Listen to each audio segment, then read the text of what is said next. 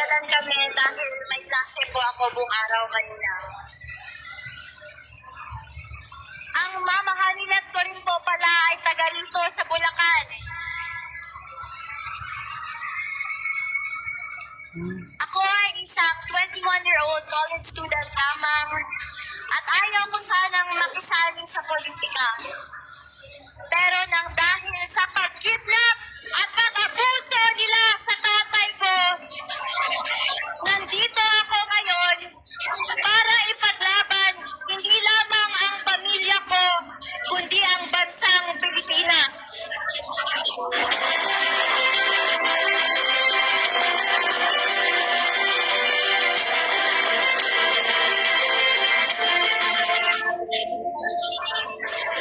Noong isang gabi, nagsalita ako sa rally sa Quezon City. At sa pagtitipon na yon, naramdaman ko ang walang sawang pagmamahal at pagsuporta kay PRRD, sa amin na pamilya niya, at sa Duterte.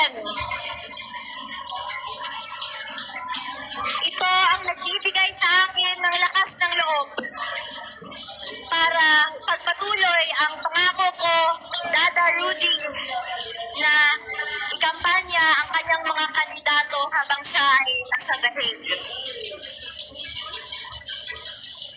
Bago ako umalis ng gahig, may bilin ang Dada Rudy ko sa akin. Sabi niya, no gods, no glory.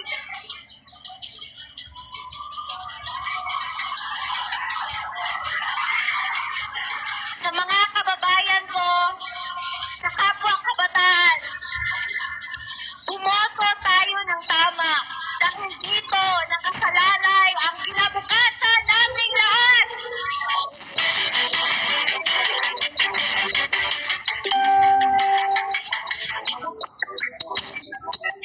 Kailangan natin ng abogado na may prinsipyo, paninindigan at integridad sa ating legislative branch sa gobyerno natin. Tito Rodante Marcoleta, my senator. Number 38 sa balota.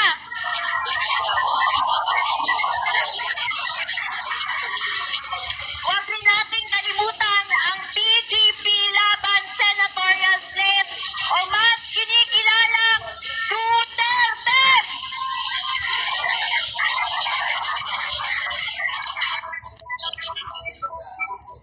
Naabot ko muli ang mensahe ni Tatay Digong sa bawat Pilipino.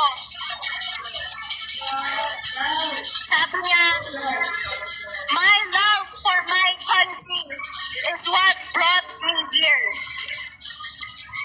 There was never any personal agenda involved.